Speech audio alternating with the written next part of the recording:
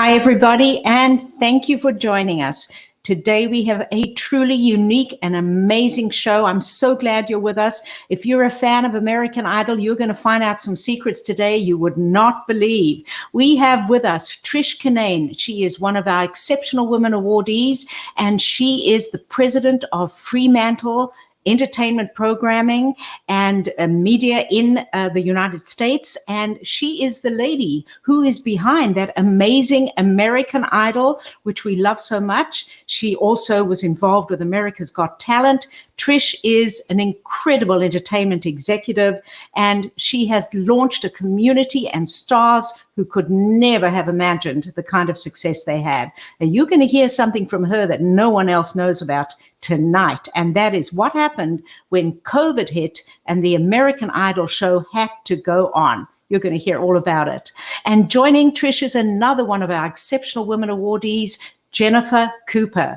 Jennifer is an amazing entertainment executive. She is the global head of media, industry strategy, and solutions at Microsoft. And she has closely witnessed massive changes in the entertainment industry with streaming and so many other things regarding data collection that have happened. Jennifer is a digital strategist. She has had a seat at the table through these decades of change, and you are going to hear some things you may never have heard before from her enormous insights.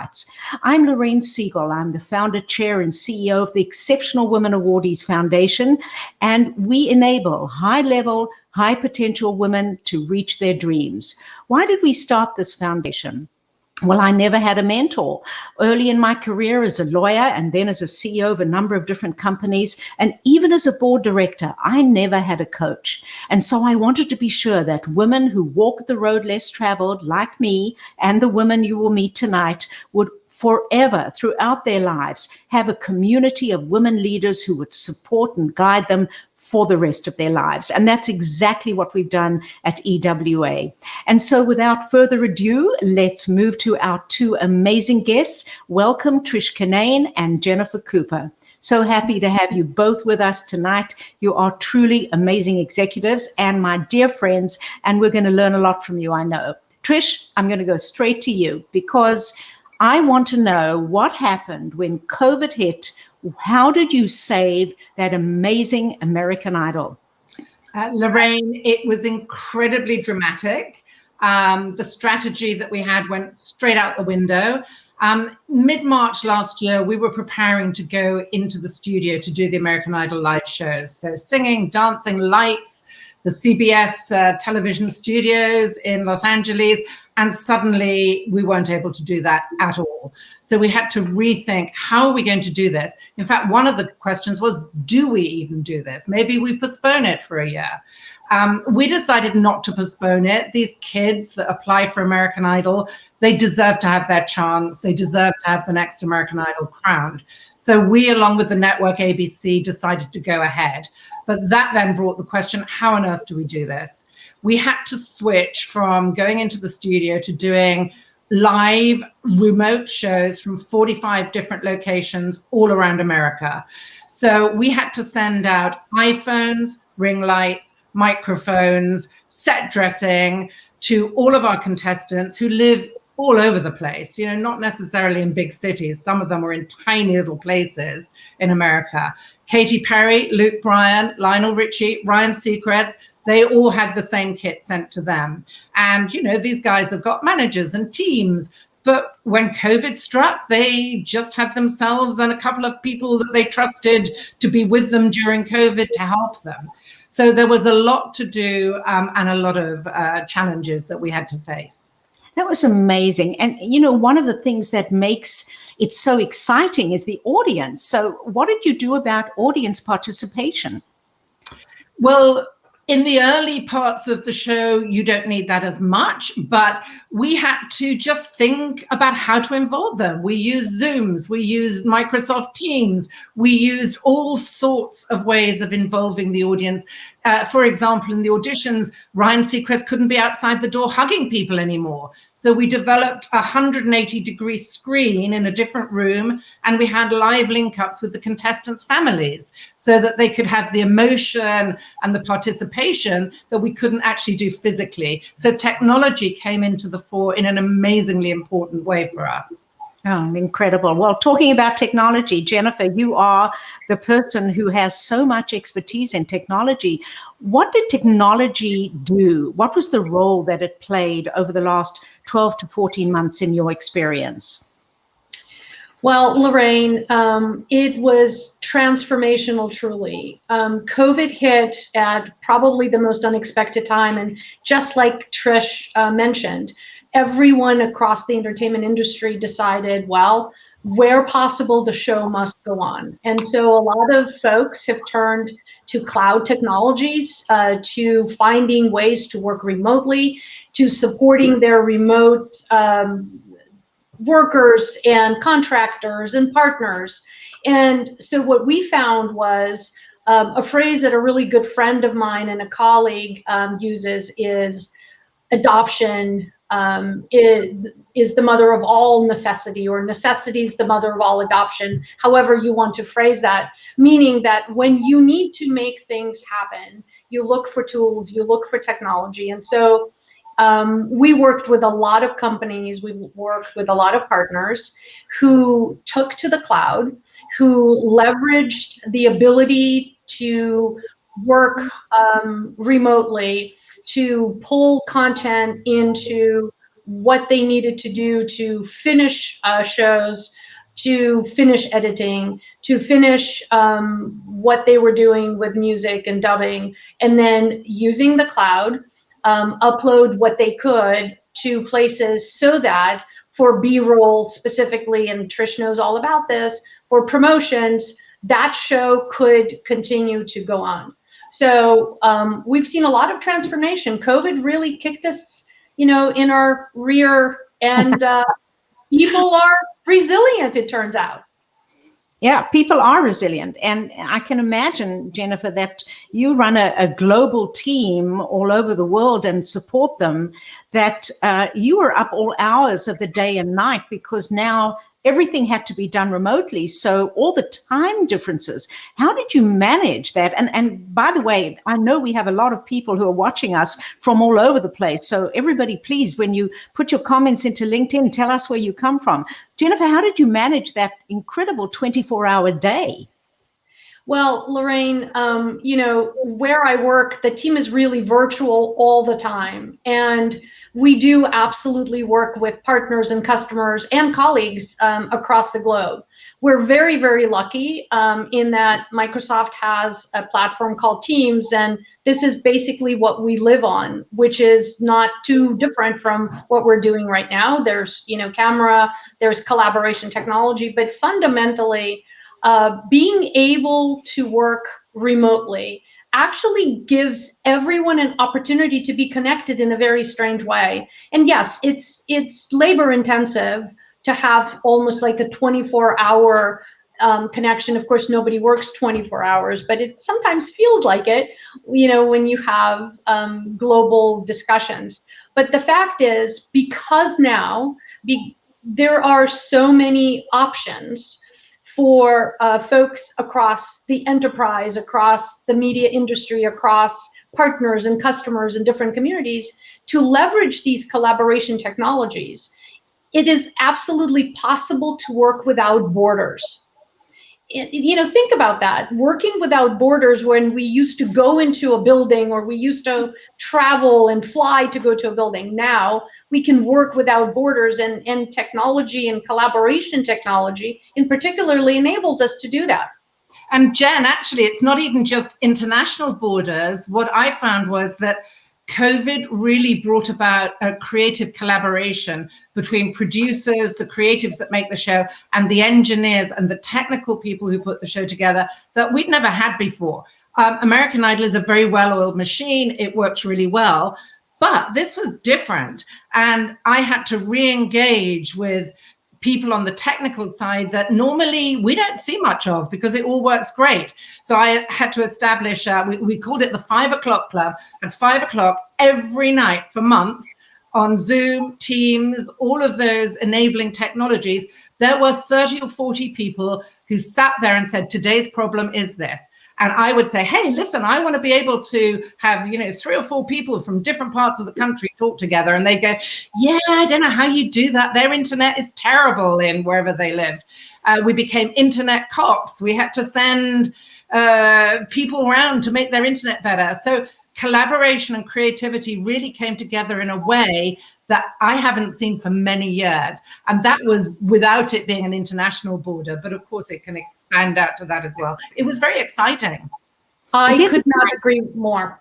Yeah, it is exciting when you think about the telecommunications companies with both Wi-Fi and all other kinds of communication had to work with the technology from Microsoft and other providers and then work together with the creatives. So Trish, one of the things that I love about American Idol is how that creative process works between the musicians and the singers and the experts and the advisors.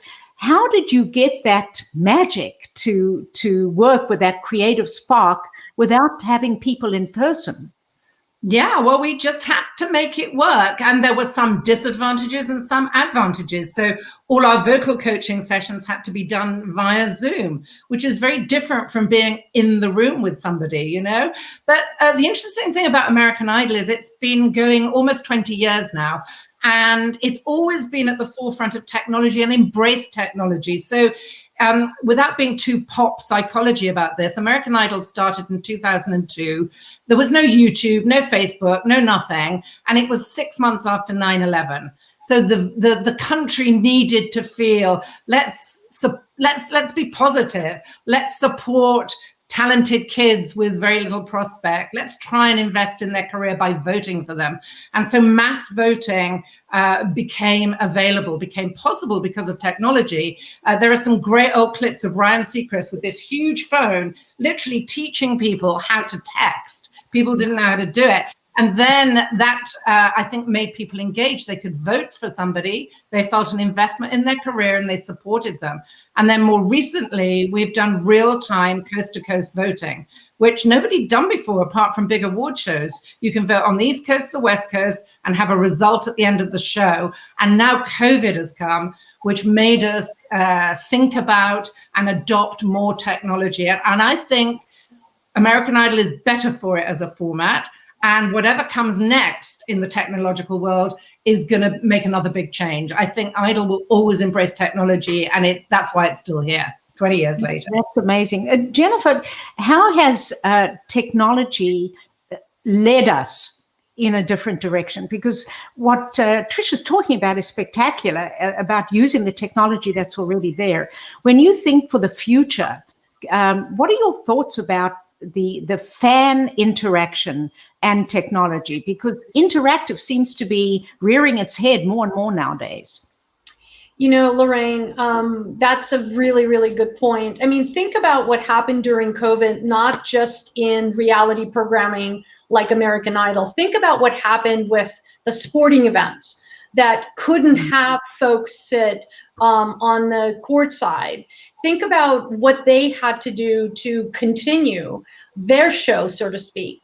So what we've witnessed with folks like the NBA, who work very closely with us, is they actually leveraged a really interesting combination of taking very large LED displays, putting them around the court, and leveraging Microsoft collaboration technology to put in digital audiences into the stadium, so to speak, so that there would actually be spectators for these folks to interact with, even digitally, to cheer for them.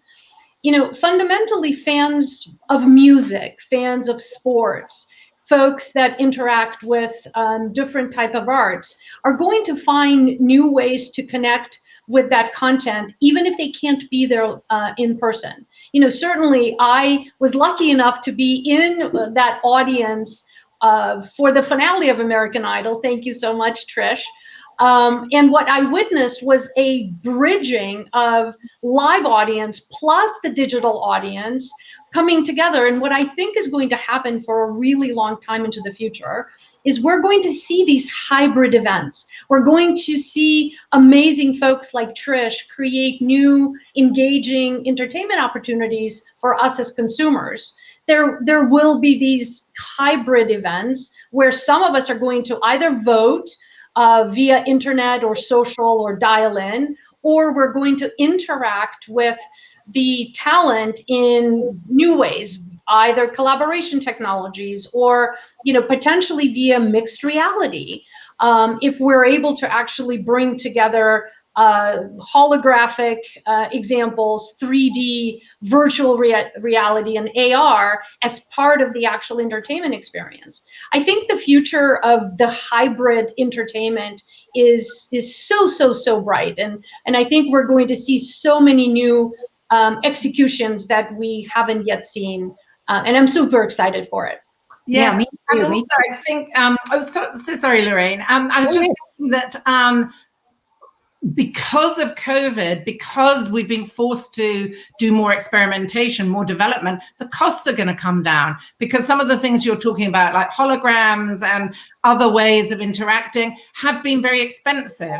So I think now they're going to be less expensive, and ideas that people like me and my team have got are going to be more easy to achieve. I mean, America's Got Talent has just started on air again this season, and we're sort of out of COVID, but not quite out of COVID. And it's been quite hard to manage. So there is a hybrid audience at the Pasadena Theater where there are some real people, but a lot of virtual people all interacting. And it's a slightly odd mix, but it's sort of interesting as well. And one or the other wouldn't have quite worked. But together, it feels like we're coming out of where we've been, but we don't quite know where we're going. Well, it's funny, if you think about the Academy Awards, maybe it could be a hybrid event where you had 100 people in there and then folks who were actually the stars with no one else around except avatars, which would be kind of a strange way to go. But what I do want to talk about is data, because data is everybody's value is in their data, and also everybody's fear is both the stealing and the appropriation of their data. So when you think about data that's coming out of an event that is remote, I would think it's far more robust than the data coming out from an audience, but I could be absolutely wrong. So why don't both of you opine on that? And Jen, give us a bit of your thought on data, and then Trish, the audience data that you maybe have gathered over the years from live audiences. Jen. Certainly. Well, so as Trish will tell you, data is one of my most favorite topics, because I believe that understanding audience makeup, understanding segmentation, understanding insights from what the audience brings and sees and views and reads is incredibly valuable. And Lorraine, you're absolutely right. Data always comes with, well, where's privacy? Where is the line between being creepy and spooky? Are too much audience data somehow connected to that privacy concerns? But what I can tell you from a business perspective, media companies have come to us, and in my current role, and frankly in my prior roles, and have said, we need to know what our audiences are most engaged with. That insight helps us create the beginning process of what we make, what we create, how it gets edited, and how it actually gets distributed. Without the understanding of what audiences actually interact with the most, you can't monetize that experience either by selling advertising around it to big brands who are willing to pay for that audience, or by driving subscription revenues so that audiences can come in, subscribe, and stay in a subscription. So to answer your question, Lorraine, there's a lot of data. A lot of data is being collected. It is being collected thoughtfully and very carefully. For one, Microsoft today does not transact in any kind of data. We're very, very, very careful. We put privacy, compliance, security at the very top of all of our conversations with all of our customers. And in media in particular, without understanding where the audience is and how it is engaging with content, I would suspect, Trish, you would agree, that, without those insights, sometimes it's really hard to know, are the messages landing? Is the show connecting with the right people? Could we continue to sell advertising and sponsorship if we don't fully understand the audience makeup? So it has become the lifeblood of the business side of entertainment, really driving insights from audience data. Wouldn't you say? Yeah, very much so. Trish, tell us a little bit about your experience with audience data at Idol and also America's Got Talent. Yeah, I look at it slightly differently. The networks obviously gather huge amounts of this data in order to, work with the advertisers and the sponsors. So they gather it in a slightly different way. We don't have access to all of that either, which is, another issue about access. But I think it's more about the curation of this data, which interests me, because I'm obviously interested in making programs that our viewers will want to watch. But our viewers now are not just linear. We have a lot of people who say to me, oh God, I loved American Idol last week. It was great. I said, so where did you watch it? I watched it on YouTube.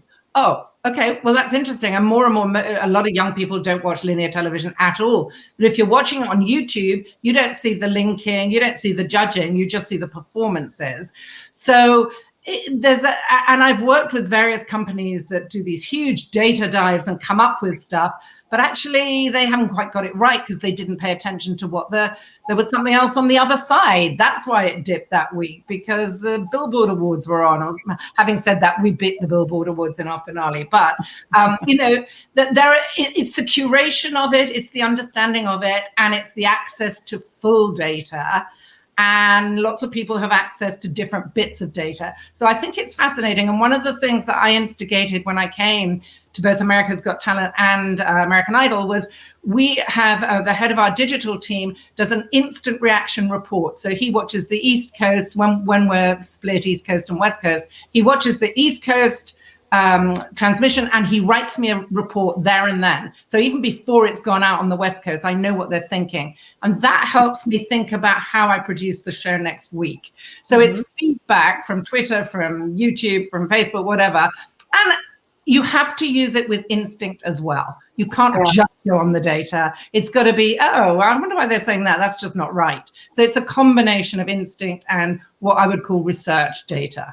I love that, because, the human element has to be there. And it's nice to know that management expertise is actually still valuable. It's not just data. We have my producers telling me that we have a question about leadership. So I'd love to see that up. And let's see if both of you can give us some good answers. So this is Arlene from Miami. She wants to know from both of you, did your leadership style change during this period? So Jen, why don't you tell us yours, and then Trish, over to you.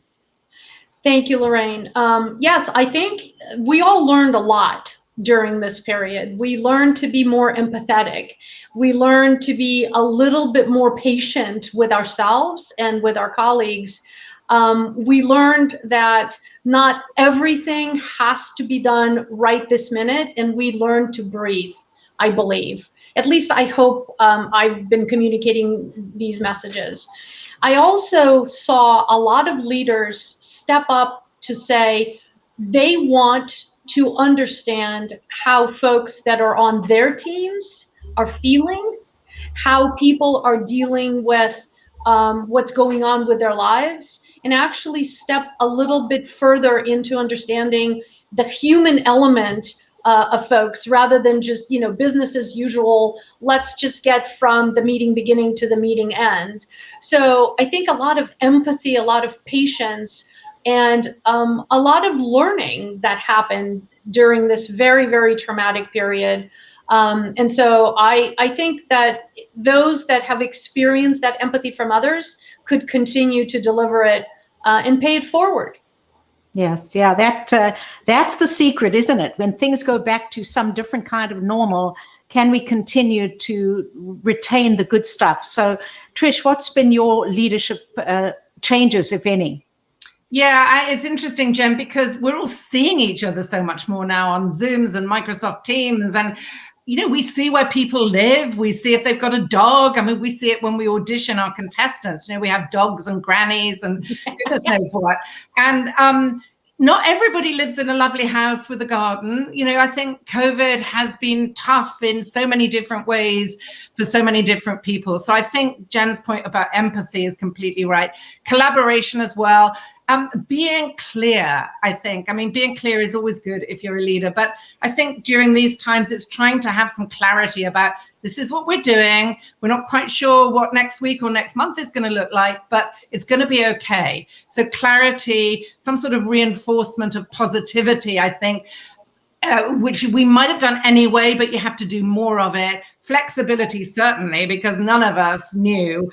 And I think just sort of hope and not fear, really, trying to instill some sort of hope in people and not to be too frightened of what's coming, because, you know, we got it. We'll go with it, whatever it is. So I think leadership qualities that we probably already have, you've just had to sort of amp them up in certain areas. Yeah, I think being vulnerable is what you've just, to summarize what you've just said, is saying, I don't have all the answers. This is a brand new situation. None of us know what to do next, but this is what I think we could.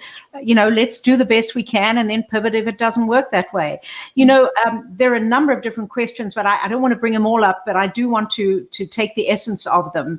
And many of them are asking, what is your personal journey? How did you get to where you are now? So, Trish, why don't you take this one? Tell us, how did you get involved in something like Idol? I never wanted to do anything else, not Idol, but TV. Since I was a young child, television was relatively new when I was a child, and it was fascinating, and I never wanted to do anything else. So every single decision I made about what subjects I studied at university, I had to go to South Africa to try and get a job in TV because it was hard to get a job in the UK. It was all to do with working in television. And I didn't quite know which bit of TV, but that became clear as I went along. And so it was Granada Television in the UK. Fremantle asked me to come for a year to run worldwide entertainment, which was sending out flying producers all over the world to ensure the quality of our formats. And then after a year of that, the woman who was running Fremantle North America was leaving that role. And she said, just get out here. It was a huge move for me and my family.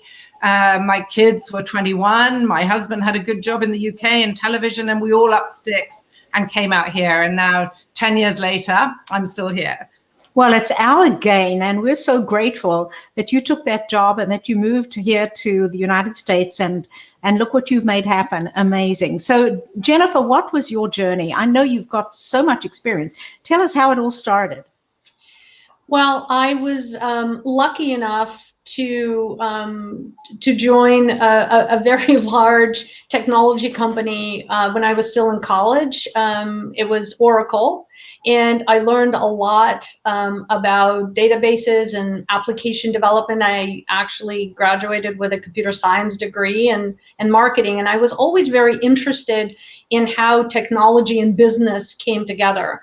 And, you know, through many different iterations of small companies and large companies, I've been privileged to been the founder and CEO of several of my own companies that blend together that technology plus business acumen plus the understanding of data and audiences that, you know, led me to the industry of entertainment, where I always thought that the intersection between capturing the imagination of what's possible creatively, coupled with technology innovation and the understanding of what audiences want is such a nucleus that I've stayed in this industry for quite a while and actually parlayed that passion into the work that I did at Adobe prior to coming back to Microsoft, where this intersection between entertainment, creative experiences, technology and data all come together to support both the creators and all of us as consumers. And so I'm very grateful to have been in this industry for so long, to know and meet folks like Trish, who are doing amazing things, creating amazing programming. You know, I'd rather not be anywhere else. I mean, media, entertainment is kind of who I am, as I say, not what I do. So it's very, very exciting. Well, you know what, Jennifer, you are absolutely in the most exciting area of growth right now, as is Trish. And what a thrill it is to have you both on our show. And I know that there are a lot of people who would like to listen to you talk for at least another hour, and I'm one of them. So I just want to thank you both for your insights and your intelligence, your talent, and for being part of EWA. You make such a difference to our sisterhood and contribute so much to us. So thank you all for being there and with us. Unfortunately, we have to leave today, but we have another show coming, so don't be afraid you'll miss anything. We'll make sure that you can see it. We're going to promote it because it is a very interesting show about two incredible, exceptional women awardees. One of them is Amy Hanlon-Rodamich, and the other one is Judith Schrecker. Amy is the Chief People Officer at Global Logic, which was just acquired by Hitachi for $9.7 billion. And Judy Schrecker is the former CFO of Alcoa Global Rolling Products Division. She serves on the public board of ClearSign. Both of them are incredible executives with great experience, and they're going to talk about how to get a seat at the table and a voice at the table. And more importantly, what is the difference between mentoring and sponsoring? And they have personal experiences to tell you about. And they're also going to analyze My Fair Lady. Wait to see what that was. Was that a mentor or was that a sponsor? You'll find out at our next program. And I will, of course, leave you with a question today. And the question is, do you prefer entertainment programmings where you can actually participate? Are you one of those fans who likes to participate? Please send your email to me, which is up on the screen, and let us know your thoughts.